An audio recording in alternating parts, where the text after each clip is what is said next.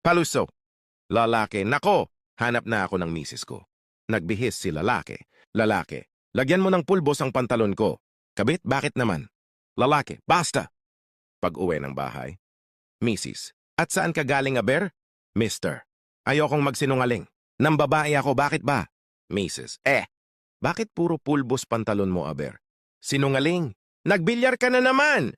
Mga hindi kontento sa isa kaya naghahanap ng iba. May mga tao din naman na nagmamahal ng totoo. Problema nga lang, landiin lang ng iba, bumibigay na. Bakit kaya sila ganun? Konting yakap at konting halik lang, aba? Nakalimutan ng may BF or GF sila. At ang masabi lang nila. Bakit? Malalaman niya ba?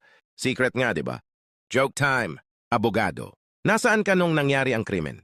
Witness. Sa taniman. Abogado. Anong ginagawa mo? Witness. Tumatay? Abogado.